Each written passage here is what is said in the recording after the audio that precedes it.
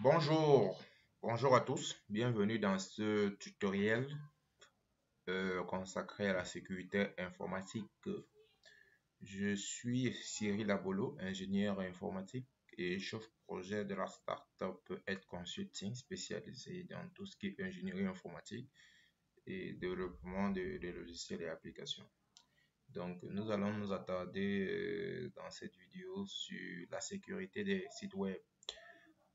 Comme vous le savez, la plupart des sites web aujourd'hui sont conçus avec le CMS WordPress, ce qui en fait un vecteur assez important pour tout ce qui est attaque. Plusieurs méthodes existent donc pour pouvoir pirater un site web WordPress. Dans ce tutoriel, nous allons voir une méthode qui consiste à pouvoir attaquer un site web WordPress à partir de l'attaque par brute force. Pour pouvoir mieux illustrer notre propos, nous avons décidé de lancer cette attaque via une machine virtuelle sur Amazon. L'objectif ici, n'est pas de montrer comment lancer une machine virtuelle sur Amazon. On fera peut-être une vidéo sur comment le faire. Nous avons choisi Amazon parce que une machine virtuelle, parce qu'en fait, l'attaque ici, c'est une attaque par brute force. Et une attaque par brute force est caractérisée par un test de beaucoup d'essais sur un système. Ça peut prendre du temps, parfois 1, 2, 3, 4, 5 jours. Et pour cela, il faut donc que la machine soit allumée et qu'il n'y ait pas de souci. Donc, une machine virtuelle sur le cloud, c'est un exemple parfait pour lancer une attaque par brute force. Donc, pour pouvoir faire notre démonstration, on a besoin de plusieurs éléments. On a besoin d'avoir une machine virtuelle sur Amazon. Là, j'ai une machine virtuelle sur Ubuntu avec 2 Go, 1 Go de RAM et je pense 10 Go d'espace de disque. Un site web WordPress qui soit vulnérable ou pas. Là, on a un site un instant.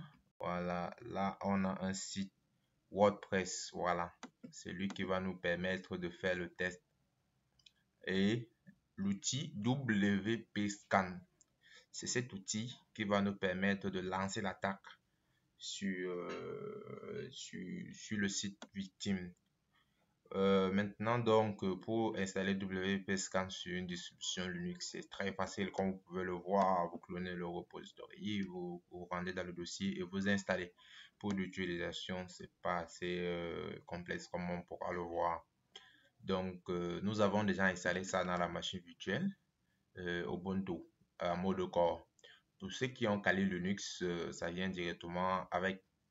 Donc, pour commencer, nous allons nous connecter à la machine virtuelle, vu que c'est à la machine virtuelle via l'outil PuTTY. Nous allons récupérer l'identifiant de connexion. Ça sert à rien hein, de vous connecter après, ça ne va jamais donner si vous n'avez pas la paire de clés. Et il n'y a que moi qui ai la paire de clés. Donc, ça sert à rien du tout d'essayer de se connecter avec l'identifiant, ça ne va jamais donner. Donc, là, j'ai la paire de clés. Voilà. Je me connecte.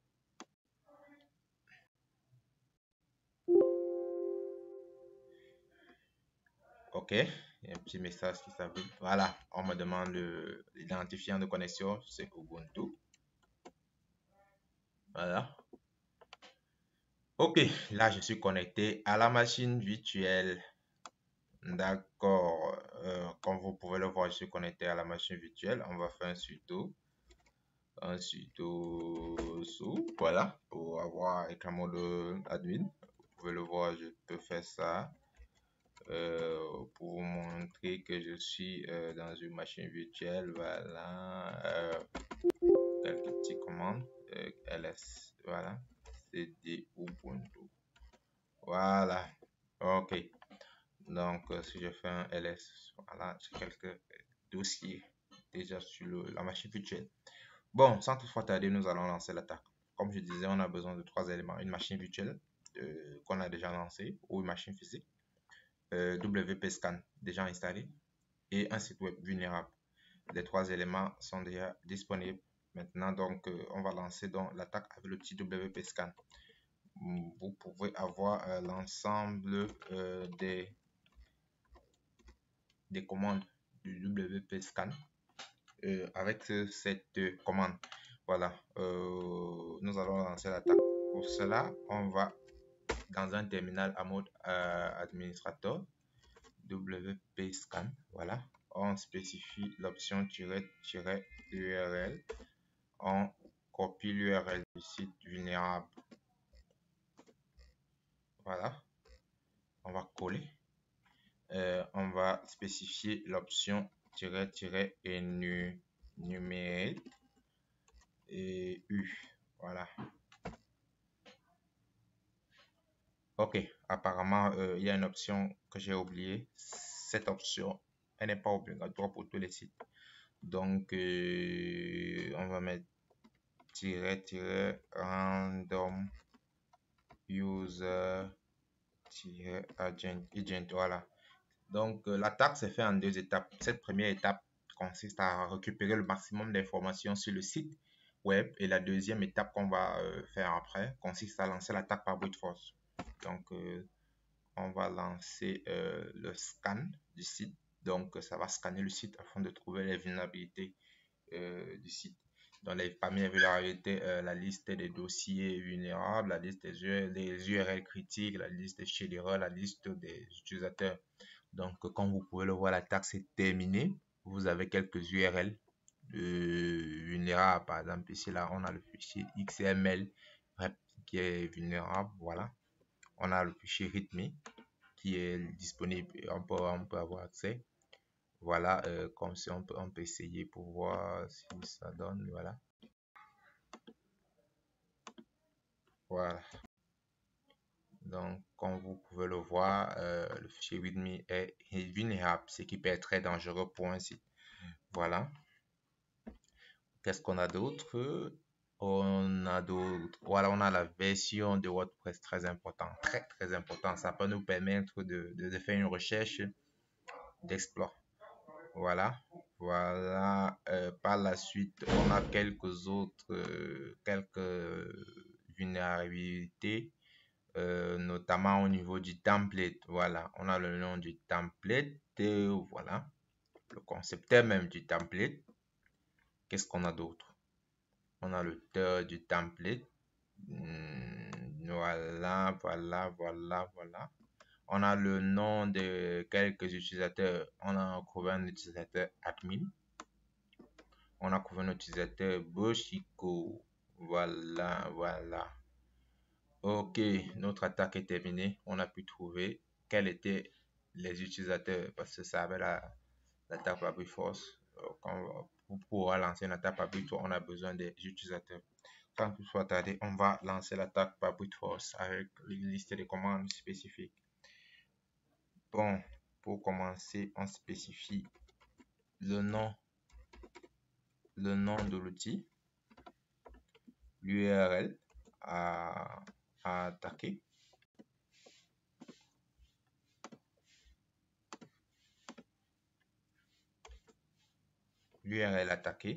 l'option password et le chemin relatif. Pour notre cas, on a créé une word list nommée password.txt à la racine de dossier Ubuntu. Le -username. Le username qu'on a listé tout à l'heure. Voilà. On lance l'attaque. Voilà. On a encore oublié cette commande -random. Voilà.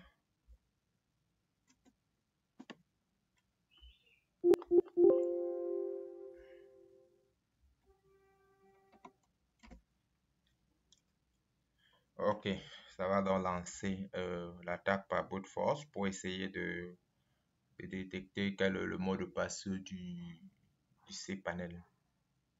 Voilà, on vous attendez un peu. Ça a été rapide parce que pour les besoins de la démonstration, on a volontairement mis le mot de passe dans la word list. Comme vous pouvez le voir, vous avez le mot de passe dans la wordlist. Mais en réalité, en fait, dans un cas de pentest réel, vous allez créer une wordlist personnalisée avec des outils comme Crunch ou bien d'autres outils que vous pouvez trouver sur les forums ou bien rechercher des wordlists. Donc, comme vous pouvez le voir, on a détecté pour le username admin un mot de passe et consulting. On va essayer de copier ce mot de passe. Voilà. Et on va se rendre dans la page admin. La plupart du temps, la page admin d'un site WordPress, c'est WP admin. Voilà, on entre l'identifiant admin. On va essayer de voir si ça a bien copié. Voilà. On entre le mot de passe qu'on a trouvé, Head Consulting. Voilà. Comme vous pouvez le voir, je suis donc dans la liste des utilisateurs. Vu que je suis un admin, je peux supprimer un utilisateur. Voilà.